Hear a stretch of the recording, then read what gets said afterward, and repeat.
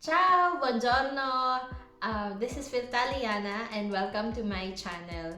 So, I'm Joanne and I'm a Filipina and I've been living here in Italy for more than 3 months now, which I still have a fresh information regarding about visa processing.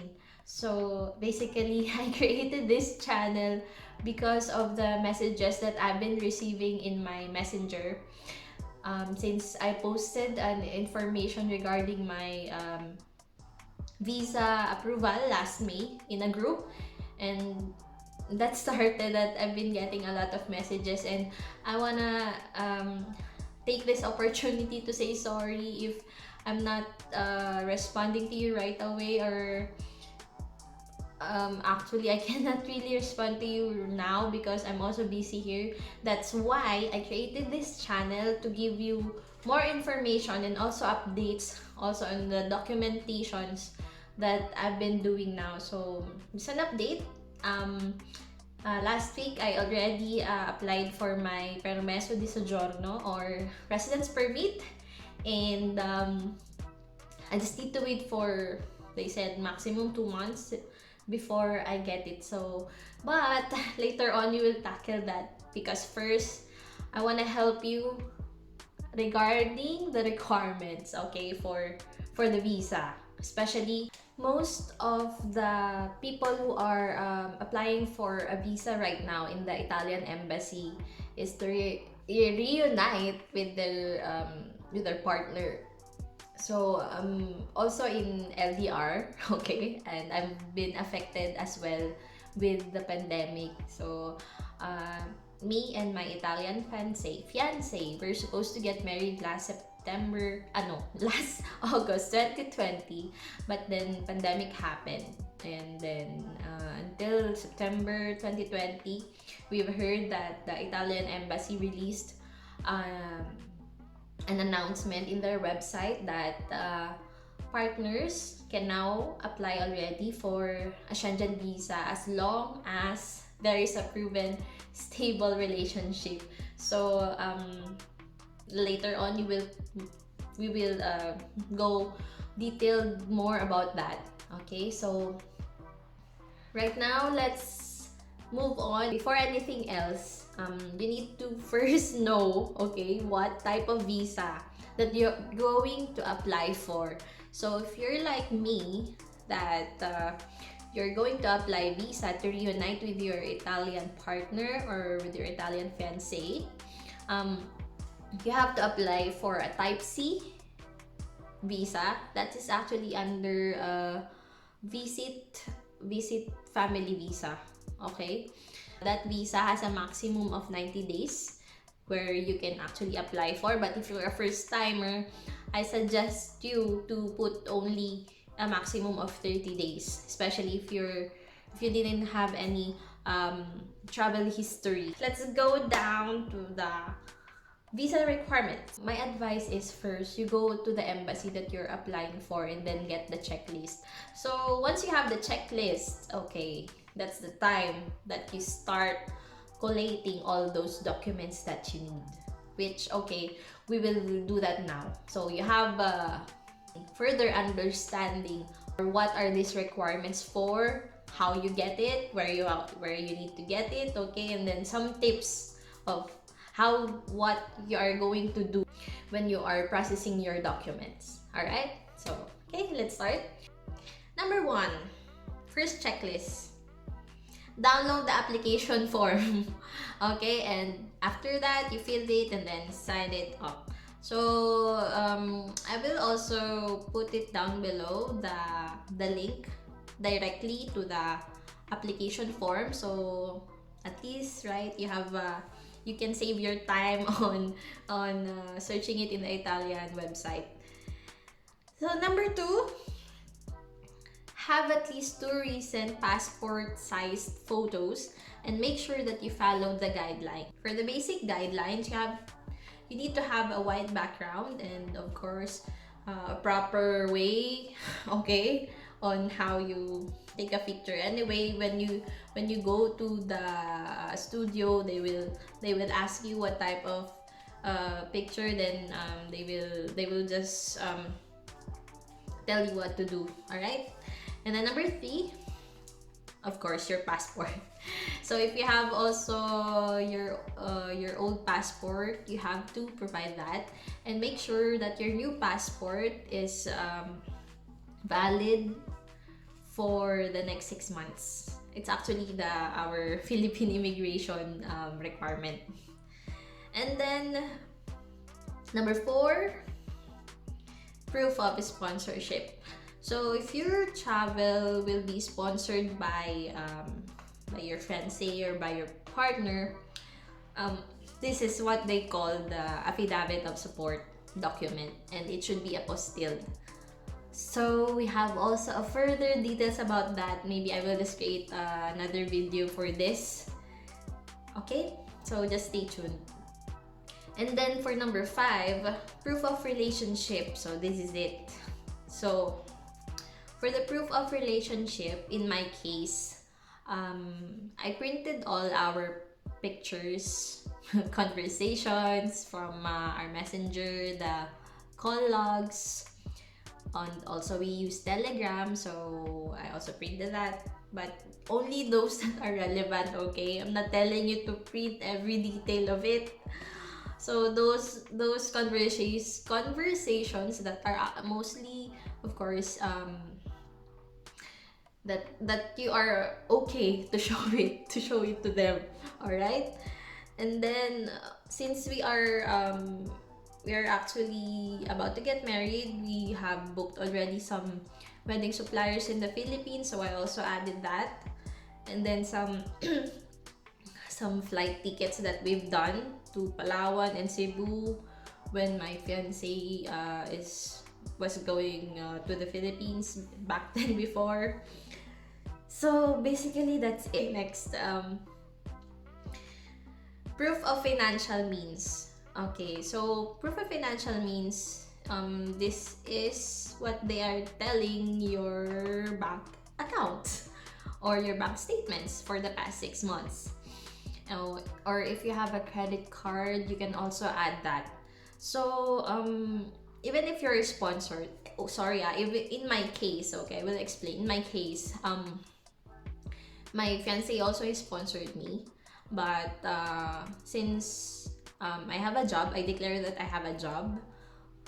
I also provide my bank statements, bank certifications, and my credit card statements. All right. So for my bank is BPI. So, or even if you are BDO, you can go directly first to their branch near you, and then you ask for the bank certificate, which will take, I think, a week or five business days. Okay, before they're going to release that. So you have to plan that before your planned submission of your application. So you have enough time. Okay, in my case, my planned flight is July, and then my application is my planned application to Italian embassy is May 3. Okay, so I've been processing my papers already since March. Okay, imagine I have 2 months to complete everything, and also with my fiancé, of course. So March, I started with the bank certifications, with the bank statements, those documents that are longer to process. Okay, I know you will ask this for the amount. I didn't put a lot because I have 2 banks. I have BDO and BPI, but I only submitted my BPI account. So for the estimation, okay, it's just between 50 to 100,000 pesos. That's the amount that I declared. Okay, so for number 7, proof of ties in the Philippines. So it says here, proof of social security contributions, copy of real estate property, title or deed if you have, or proof of family ties in the Philippines. So if you have children, you can submit their copy of birth certificate or marriage certificate. I don't know, but in my case, of course, I'm not yet married, so and I didn't have children, so I didn't submit this. But social security contributions, if I'm not mistaken, maybe this can be your SSS contributions or pag-ibig, okay, that you can submit also to them as a proof of ties. Okay, and the next is the proof of occupation. So obviously, if you're employed, you can submit you have to submit your certificate of employment. You need to get that from your HR, certificate of leave of absence, and latest income tax return. If you're self-employed, proof of company registration, of course the BIR documents, business financial statement. So in my case, I am not self-employed, I'm employed in a company, but this is the twist, okay? I submitted for my certificate of employment, but I didn't submit my certificate of leave of absence. It's because I declared that I'm going to resign. I'm actually scared to declare that, but I promised to myself that I will not lie, okay? I will just be honest with my application. They know my situation, okay? And it's pandemic. We're supposed to get married last year. Which, okay, we explained that in my cover letter. We will tackle that later on. I know, so many. Okay. And then, of course, my income tax return. I submitted that. So if you're not employed, okay, you don't have to submit it. That's fine. I tell you, and it's also my advice to you that please just be honest when you're applying for a visa. Because if you're going to lie, they will know it. I tell you, they will know it. They will smell it. Okay. So next is proof of accommodation. This is actually the confirmation of hotel booking or hotel vouchers, but okay, in our case, of course, that we will be accommodated by our partners. It's actually the letter of promise of accommodation, which is defined here. So this proof of accommodation, there is actually a form for this, which is called the proof dichiarazione garanzia o alloggio. Sorry, I've just started to learn Italian, so you can actually download that in the Italian website. I will also link this form below, so you will know it. And then the next one is the travel health insurance. So the definition here, it should be a minimum of 30,000 euro coverage with 15 days of allowance beyond the travel period. So it should be accredited by the Italian embassy. And you may download the list from the description box as well. I will put it there. And I got mine, by the way, from AXA Schengen, where you can just get online and pay via credit card. So walang hassle at all. You don't need to talk to anyone else, to any agency, okay? Don't do that. It's a waste of time. And then for visa processing fee, of course, they don't accept credit card, they don't accept debit, so you need to have ready your 80,000 euro in cash, or that's almost 5,000 pesos. So it should be exact, okay? So just get ready with your barrias, and yeah, because it should be exact. Anyway, okay, the one that I mentioned to you a while ago, that it's not even included in the checklist of the Italian embassy website, is the cover letter, that I highly recommended to add, because it's actually very effective. Imagine that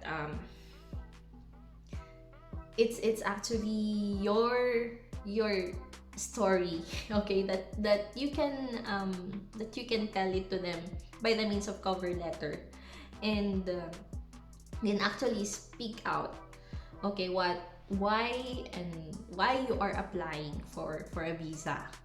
So there are actually a lot of guidelines and samples online, okay, via Google. If you really wanted to learn from that. But soon I may have assistance regarding the cover letter because I want to help you guys. I know we are Filipinos, we need to help each other. So if you have any questions about this, you can just email me below. I will also put down on this description box. But please, you have to be very honest with your story, and so we can make your cover letter a bomb, okay?